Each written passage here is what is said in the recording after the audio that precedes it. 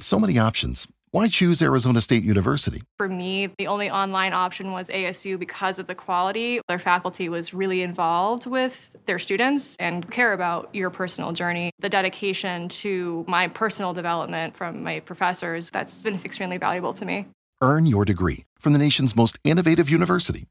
Online. That's a degree better. Explore more than 300 undergraduate, graduate, and certificate programs at asuonline.asu.edu.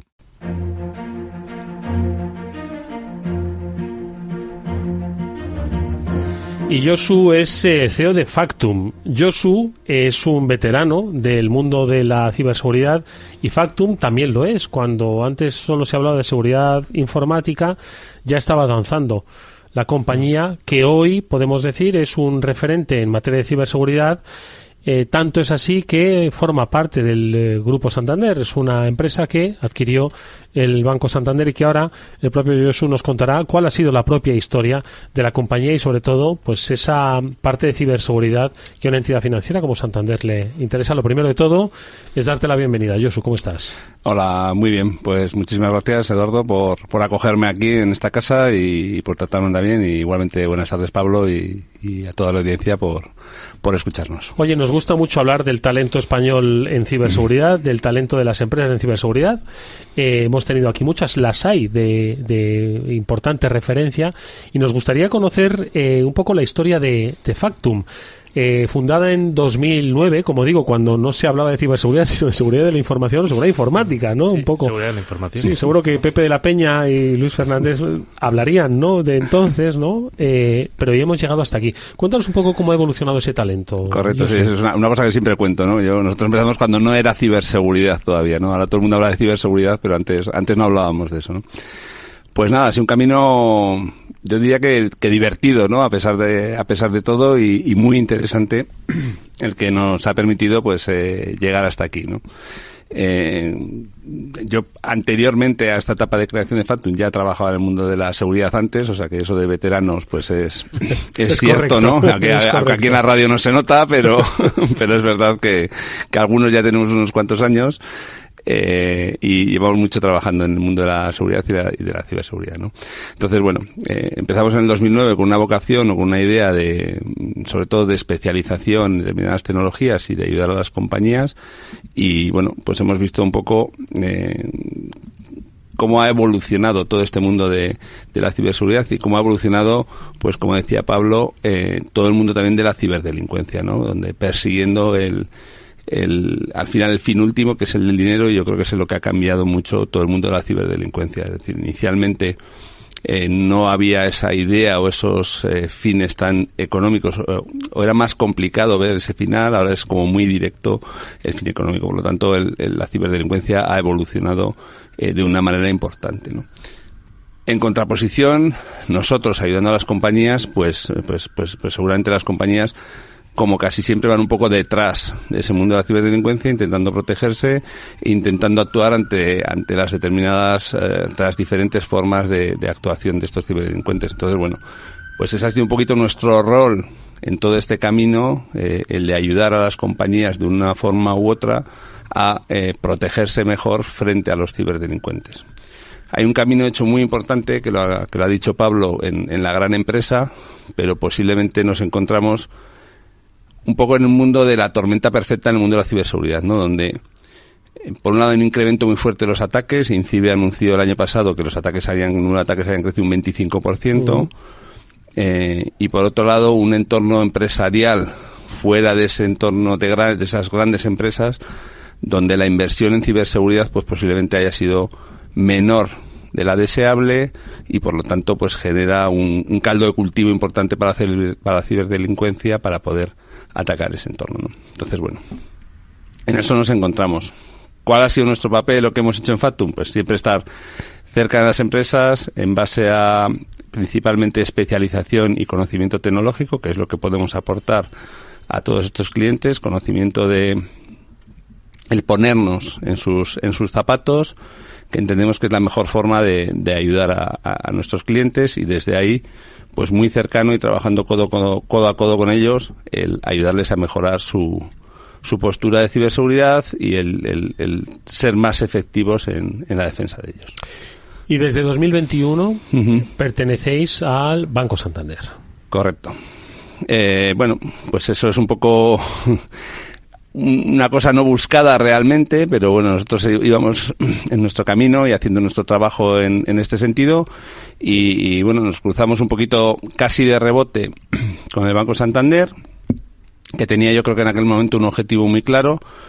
Evidentemente uno es como banco y como entidad financiera el hecho de pues invertir en un sector en alto crecimiento como el de la ciberseguridad, evidentemente en una compañía en aquel momento pues con una especialización y un conocimiento del mercado importante en nuestro país, pero también por debajo de esto estaba una parte del banco que era la idea de proteger el tejido empresarial español, que al final son sus clientes. Es decir, al banco le interesa que sus clientes estén protegidos y que de alguna forma, pues bueno, también garanticen la continuidad de estos, ¿no? No tenemos que olvidar que muchas empresas cierran a raíz de determinados ataques porque no son capaces de afrontar el coste económico que pueda tener este ataque, ¿no? Entonces, al final, bueno, el banco también tiene un objetivo de proteger el tejido empresarial y de ayudar a las empresas a no tener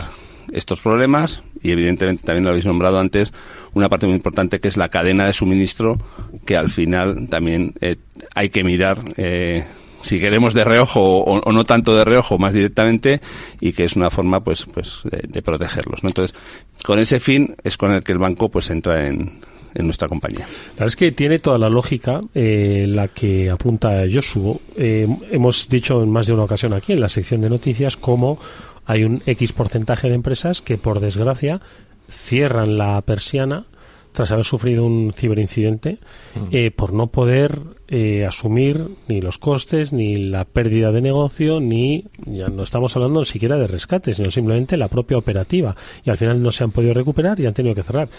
Al final, pues a una entidad financiera lo que le interesa es que haya empresas fuertes, sólidas, que sigan haciendo negocio, porque al final el negocio de una entidad financiera es que haya empresas solventes que necesiten el asesoramiento financiero, el acompañamiento financiero, etcétera, etcétera. Y si no hay empresas, pues no tiene sentido. No, y además también, no solo eso, sino también que haya movimiento empresarial, negocio. El día a día de las organizaciones dentro de un banco pues es muy diverso, desde pues el movimiento del dinero, el cobro, los pagos, etcétera, que hay muchas veces hay que tener también mucho cuidado, porque ahí es donde se meten también los malos, porque ahí es donde se mueve más directamente. La verdad es que me encanta un poco toda la visión que nos ha ido contando Josu desde 2009 hasta ahora, porque a mí me entra una pregunta, o me cabe una pregunta así que me llega a la cabeza un poco, que es: ¿hay mucha diferencia de esos clientes que encontrabais en 2009, 2010 con los que podéis encontrar ahora, 2024, 2025? Pues mira, así la respuesta fácil o primera que también te viene a la cabeza sería que sí, ¿no? Hay mucha diferencia. El mundo ha cambiado mucho de 2009 a 2025, pero casi profundizando un poquito en esa idea, pues seguramente no tanto. O sea, en el 2009 teníamos que evangelizar mucho a esto de la ciberseguridad porque todo el mundo pensaba que esto era un gasto y casi inútil, que había que tener un firewall, pues porque era lo que decían casi las normas y poco más. Y hoy, quizás en otros segmentos, pero la situación es un poco similar, ¿no? La gente sigue viendo la ciberseguridad como un gasto y es normal porque al final, claro, no ven cómo eso puede directamente aportar algo a su negocio. Pero la realidad es que seguimos teniendo que convencer, quizás en otro segmento diferente, pero seguimos teniendo que convencer a mucha gente que hay que invertir en ciberseguridad.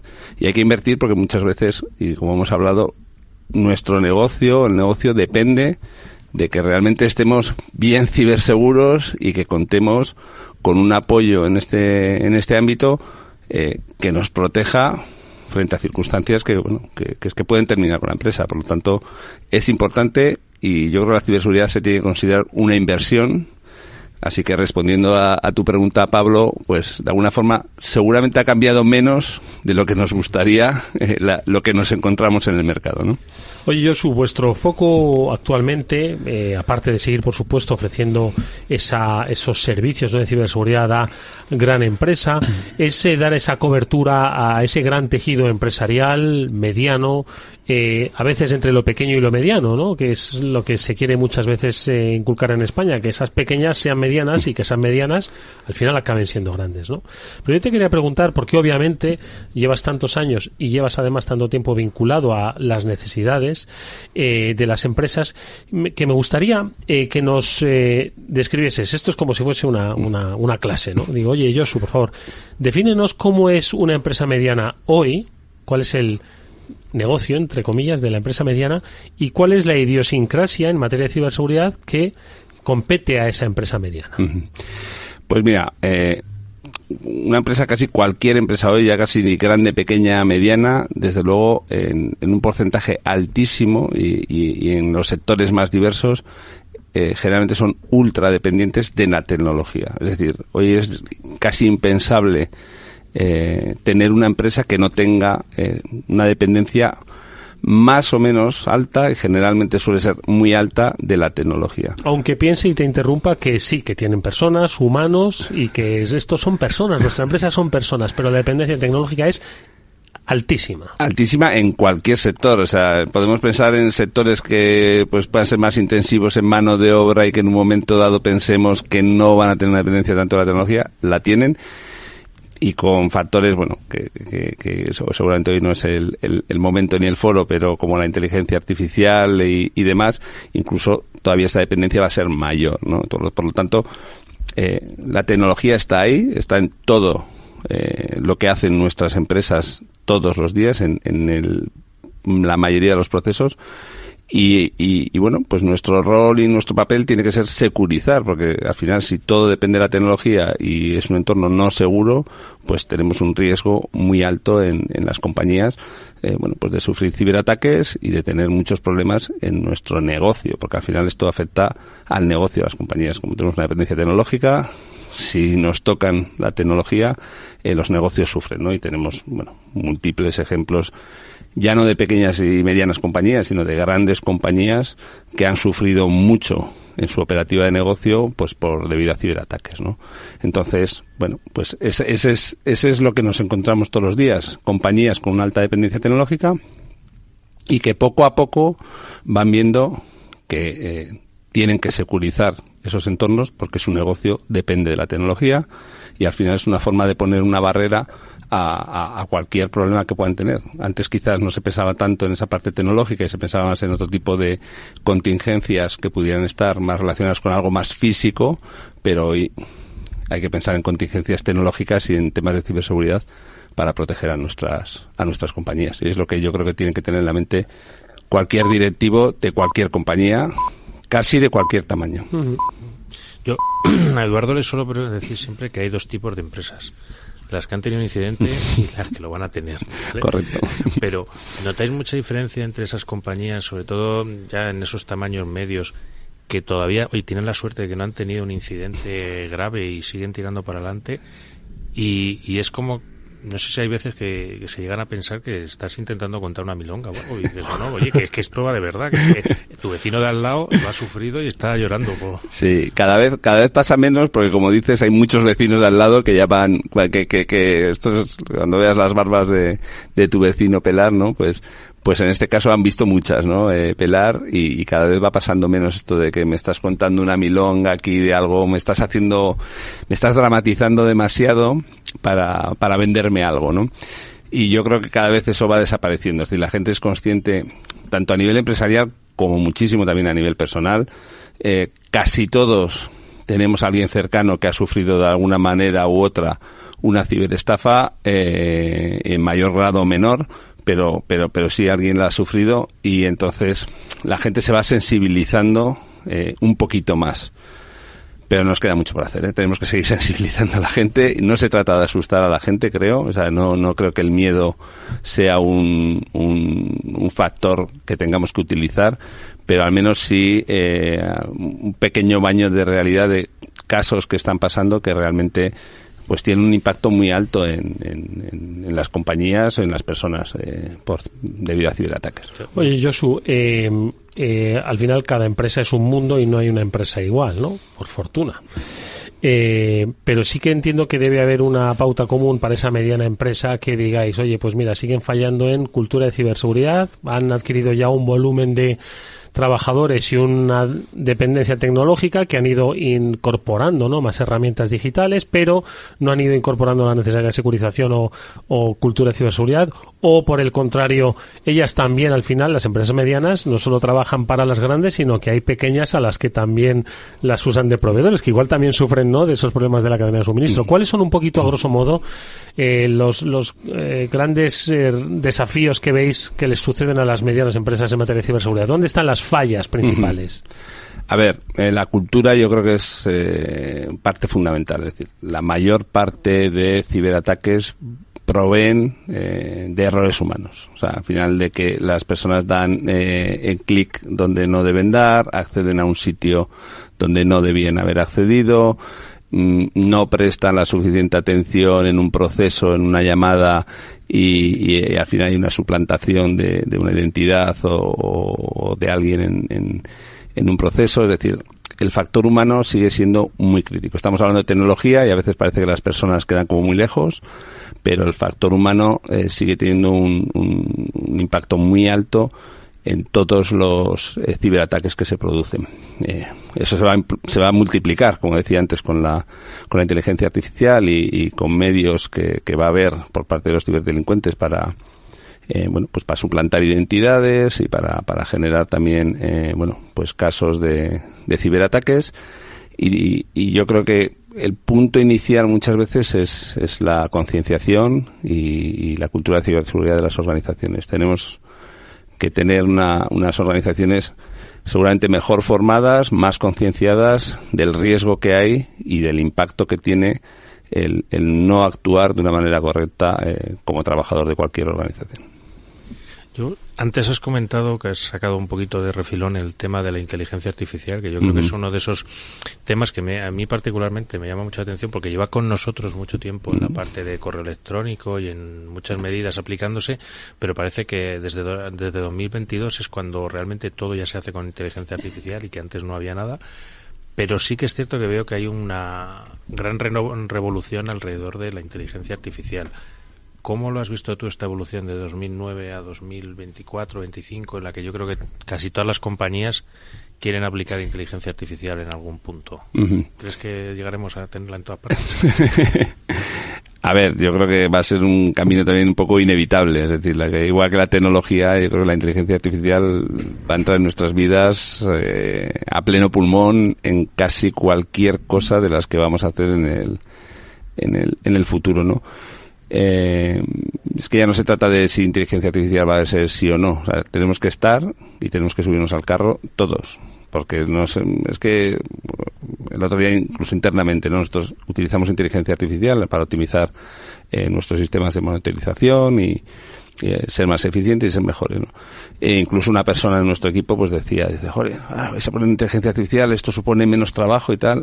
Y dice, no supone menos trabajo, al contrario, supone seguramente más trabajo, pero un trabajo más especializado, de mayor valor y donde demos más valor a nuestros clientes en este caso, ¿no? Entonces, la inteligencia artificial no es sí o no, es sí, seguro.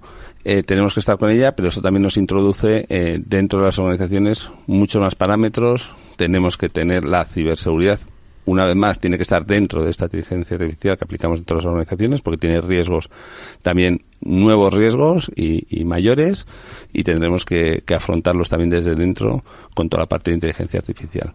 Desde el punto de vista más de mercado, demás, lógicamente, como dices, llevamos muchos años que se lleva utilizando la inteligencia artificial. Eso, desde el punto de vista de los ciberdelincuentes, desde luego ha permitido automatizaciones importantes y simplificación de los ataques que realizan. Por lo tanto, pues eso supone un poco una masificación en la forma de atacar. En esta evolución que dices de 2009 a 2024, posiblemente en 2009 hablábamos de ataques mucho más dirigidos, ¿vale? Es decir, buscábamos a alguien y se atacaba, o los malos buscaban a alguien y se atacaba a esa entidad concreta. Hoy, con esta inteligencia artificial y con otras, un poco evolución de toda la parte de comunicaciones, pues al final lo que ha permitido es, de alguna manera, ciberatacar a muchísimas más empresas y de una manera mucho más indiscriminada. Por lo tanto, alguno que hemos comentado antes de, yo no estoy en el radar de nadie, ¿no? Soy una pequeña empresa me da igual, en San Sebastián de los Reyes o en Móstoles, o no me importa, a mí nadie se va a fijar en mí, pues seguramente sí, ¿no? O sea, no es que se fijen en ti, pero como esto es un disparo masivo, pues te puede pillar por el camino y llevarte por delante, ¿no? Entonces, la inteligencia artificial en este sentido ha simplificado bastante el mundo a los ciberdelincuentes, les ha permitido atacar de una manera un poco más indiscriminada y por lo tanto poner en riesgo a muchas más organizaciones de las que posiblemente se hubieran puesto en riesgo en el pasado. Por lo tanto, volviendo otra vez un poco al lado de los buenos o de los que ayudamos a proteger a las compañías, pues todos tenemos que estar más pendientes y todos tenemos que invertir algo más para protegernos de esa nueva forma de atacar. Oye, Josu, vosotros, la inteligencia artificial no es más que el desarrollo, ¿no?, de cosas que ya se tenían. Hay que estar permanentemente activo en el desarrollo tecnológico, en el desarrollo digital. Vosotros lo estáis y creáis nuevas herramientas o nuevos servicios. Estamos hablando de Cylum, que es, pues tiene su propio nombre, ¿no? Sí. No estamos hablando de una herramienta de ciberseguridad, sino Cylum, y es algo que habéis desarrollado desde la compañía, que lo lleváis con mucho orgullo. Correcto. Y ¿qué finalidad tiene Cylum? Pues mira, Cylum realmente nace de alguna forma para agrupar todo este conocimiento de estos 15 años en el mundo de la ciberseguridad, agruparlo en un único entorno y ofrecerlo pues a este segmento que entendemos que es ahora mismo seguramente de los más vulnerables, que es el de la mediana empresa, ¿vale? Porque tienen un riesgo desde el punto de vista económico importante, no han invertido, como decía antes, seguramente lo suficiente en ciberseguridad hasta el momento, muchas veces ni siquiera tampoco por falta de voluntad, sino por falta de recursos. No es fácil.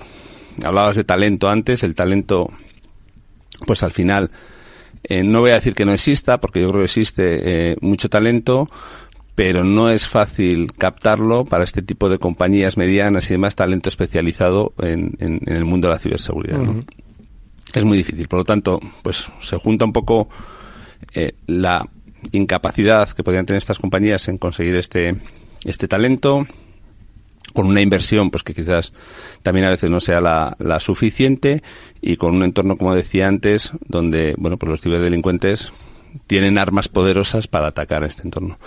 Lo que hemos tratado con Cylum justamente es mitigar esto de una forma importante, es decir, es recoger el conocimiento que tenemos de grandes organizaciones en toda nuestra trayectoria y ponerlo a disposición de este entorno mediano de una manera eficiente y económicamente que entendemos que pueda ser asequible para una organización de este tamaño, ¿vale? Que de otra forma casi sería implanteable. Son organizaciones que no se plantean o no van a tener un presupuesto para contratar un director de ciberseguridad, seguramente no pueden invertir mucho en herramientas, entonces están un poco limitados en ese entorno. Cylum, lo que hacemos es acompañarles en este camino, enseñarles el camino, lo primero, es decir, tenemos una parte donde básicamente, nos sentamos y les ayudamos a enseñarles el camino que van a tener que recorrer para estar protegidos, y les vamos a ayudar también en todo el camino para darles respuesta ante cualquier incidente que puedan tener en el futuro. Por lo tanto, es un servicio de acompañamiento, es un servicio a largo plazo, es decir, no pensamos que sea algo donde llegamos y nos vamos, ¿vale? Sino que es donde nos sentamos con nuestros clientes y les acompañamos en el tortuoso camino de definir una estrategia de ciberseguridad y aplicarla, ¿vale? Por lo tanto, no es No es un producto como tal, es más un servicio, diría yo.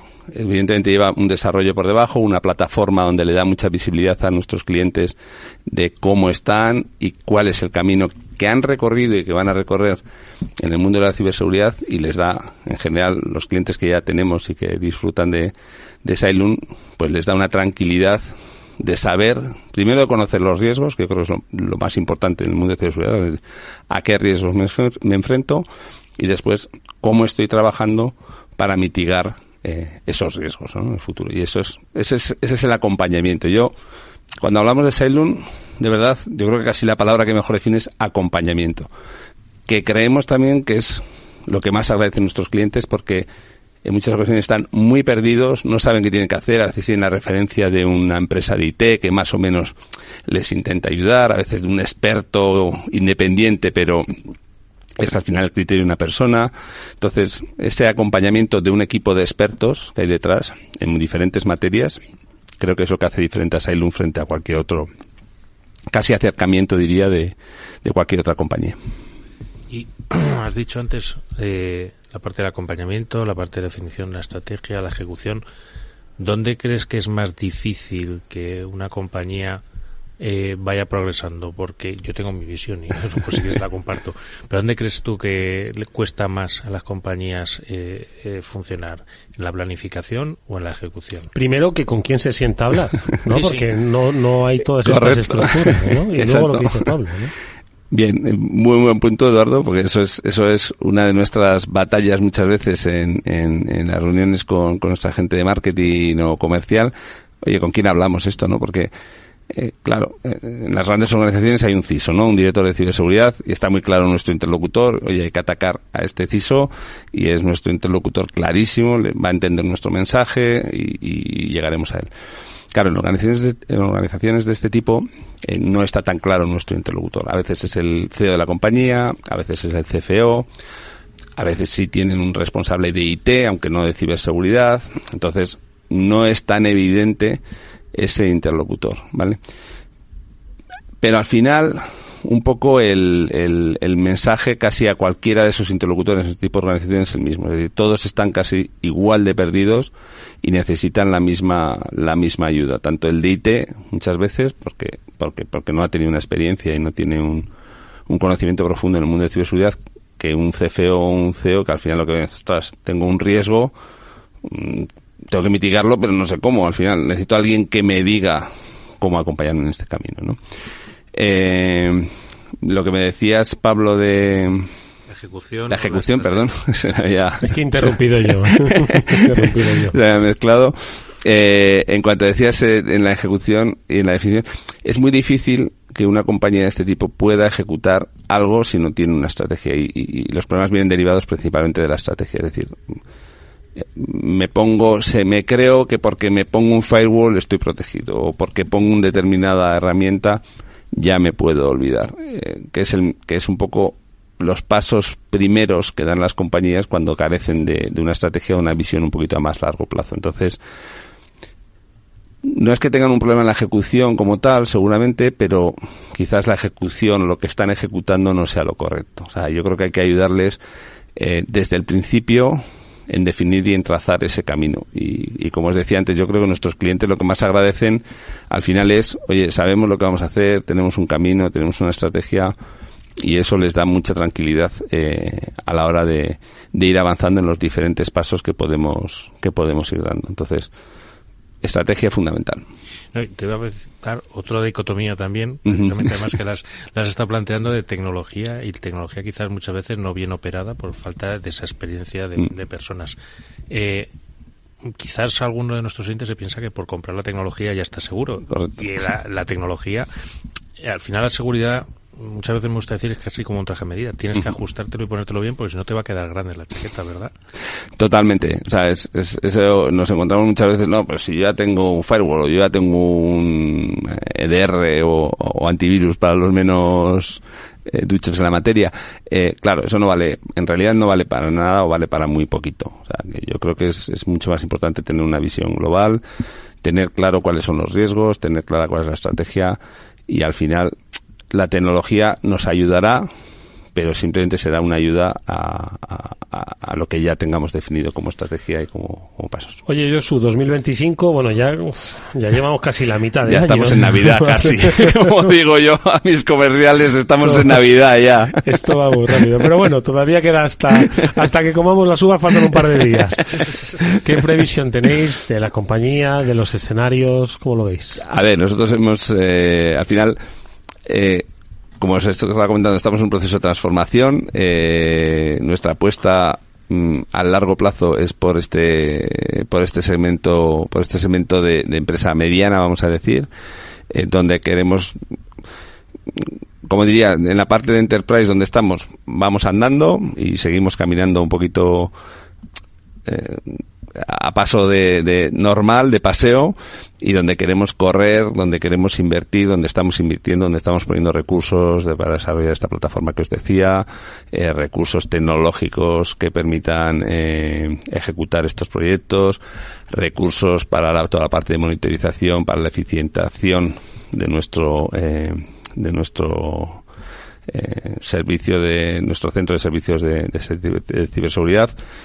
Ahí estamos poniendo todos esos recursos para el entorno de empresa mediana y para esta parte de Cylum. O sea, nuestro modelo para este 2025 es un poco iniciar ese paso de transformación de compañía, mantener esto, pero donde queremos que realmente se nos conozca, donde queremos realmente dar un salto y donde creemos que tenemos además soluciones diferenciales claramente para este segmento de mediana empresa, es con Cylum. Y en eso estamos apostando, y seguramente no solamente este año, sino el que viene, tendremos ahí muchos recursos y muchos medios puestos, porque creemos además que es fundamental para nosotros, pero también para todo el tejido empresarial español en ese entorno. Pues os deseamos toda la suerte del mundo. Seguro que la vais a tener. ¿Por qué? Porque vais a trabajar. Porque, como siempre decimos, ¿verdad? Que la suerte, pues claro que existe, ¿no? Pero hay que salir a buscarla, ¿no? Que te encuentre trabajando. Correcto, eso iba a decir. Lo importante es que te encuentres trabajando, porque si no, no vale para nada. Posiblemente os encuentre en la sede de Factum. Josu Arrizabalaga. No lo he dicho mal en todo el programa, no lo voy a decir mal ahora. Gracias. De todas formas, no te vayas, porque seguro que en los últimos minutos podemos comentar alguna que otra cosa. Aquí estaremos y encantados de colaborar. Muchas gracias, Eduardo. Venga. Y Pablo.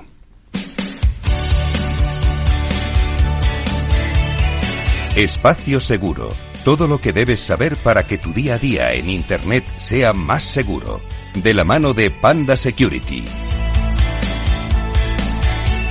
Hoy nuestro espacio Seguro Panda se fija en algo que comentamos prácticamente todos los días, ¿no? Y es las vulnerabilidades que se producen en las empresas, los accesos indebidos, el robo de datos y, pues al final, que salen en las noticias, ¿no? Hemos comentado que hay instituciones de todo tipo, que hay, pues, empresas, y hemos comentado aquí, por ejemplo, el ataque que sufrió Comisiones Obreras, ¿no? Bueno, pues en todo ese procedimiento, como en todas las ocasiones, se empieza a analizar qué es lo que ha pasado y, sobre todo, cuál es la responsabilidad que se tiene, porque hay una normativa, Pablo, que la que todas las empresas tienen que fijar y que es la que habla de si has cumplido o no todos los requisitos para salvaguardar la identidad y la seguridad de los datos que fluyen por tu compañía.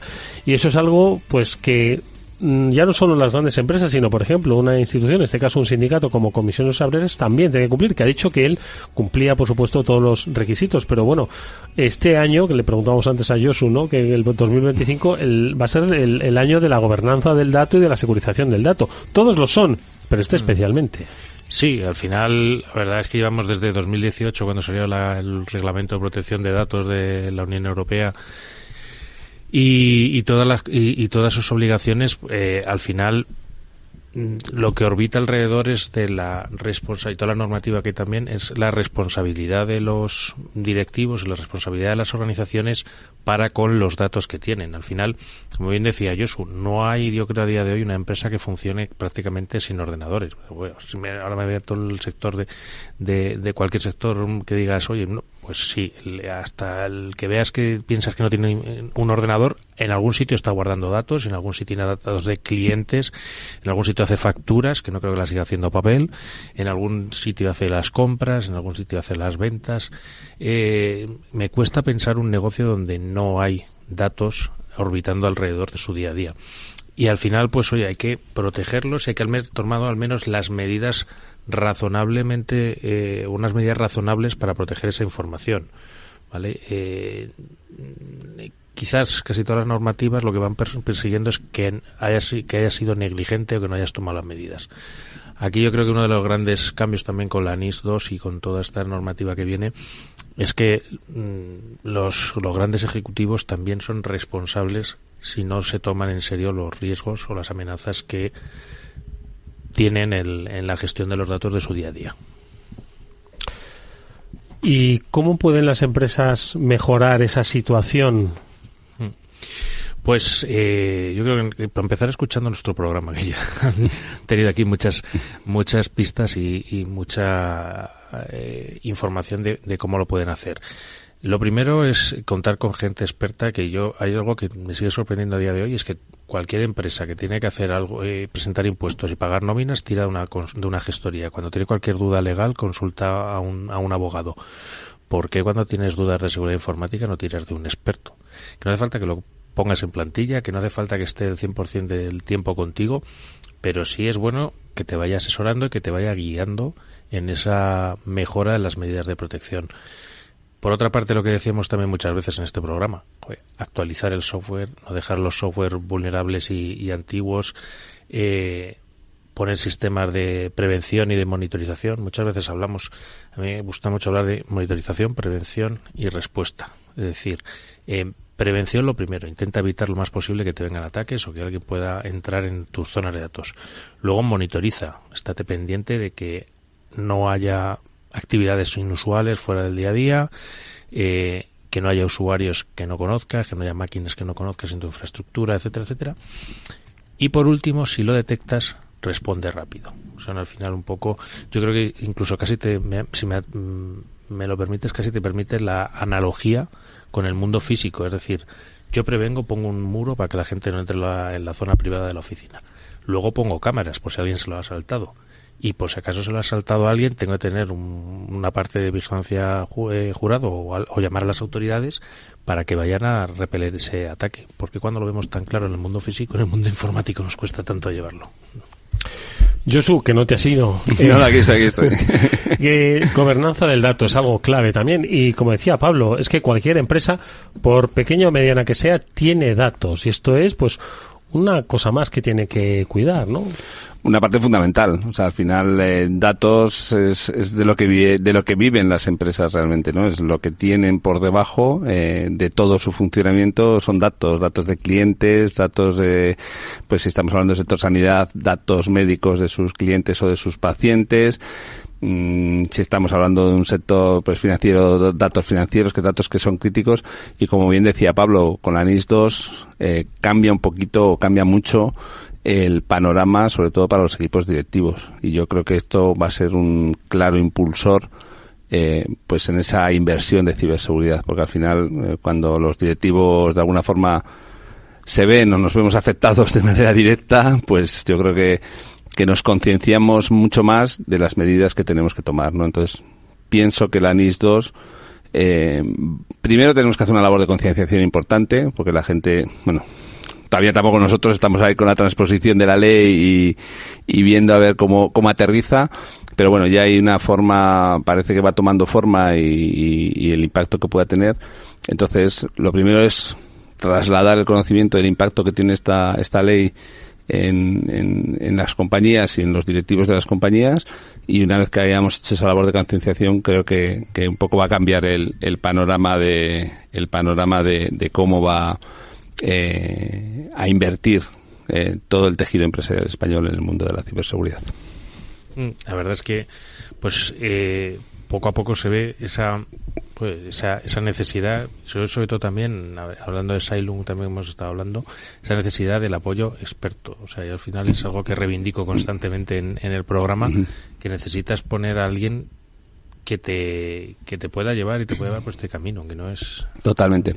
De verdad, el nombre, la palabra acompañamiento, yo creo que es la que mejor define a Cylum, porque es, yo creo que casi la que más nos repiten nuestros clientes cuando trabajamos con ellos. Es decir, trabajamos codo a codo con ellos. Ese acompañamiento creo que es fundamental, porque decía Pablo, es decir, estamos en otros ámbitos acostumbrados a tener el apoyo externo de especialistas, y lo tenemos muy claro, que es decir, no se nos ocurre meternos en el ámbito legal, porque ya sabemos que los que saben son los abogados y nosotros no vamos a opinar ahí porque no vamos a poder decir nada, y sin embargo en aspectos como este, como el de la ciberseguridad, pues bueno, la gente tiende a pensar que a lo mejor sabe más de lo que realmente sabe, ¿no?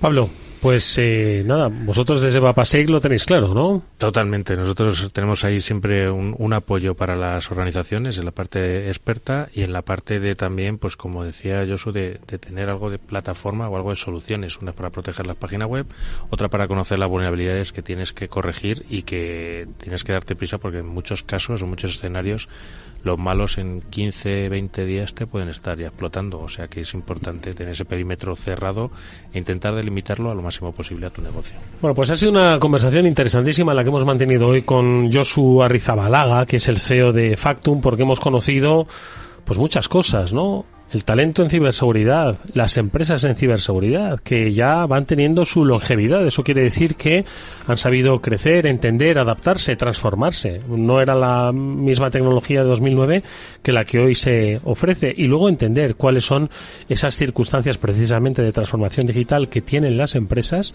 y en su relación con, en este caso, sus entidades financieras, ¿no? Que es algo también crucial para el desarrollo de sus negocios, ¿no? Siempre yo creo que hay que mirarlo desde todas las ópticas. Y hoy lo hemos visto, yo creo que es una visión interesantísima. Por lo tanto, nuevamente te damos las gracias, Josu, por haber estado con nosotros. Muchísimas gracias y enhorabuena por la magnífica labor, yo creo que divulgativa que hacéis a través de este medio, que magnífico es la radio. Y enhorabuena y seguir adelante con ello, y encantado de colaborar con vosotros cuando queráis. Te veremos próximamente. Gracias, Josu. Gracias, Pablo. Gracias a ti, Edu. Adiós. Muchas gracias.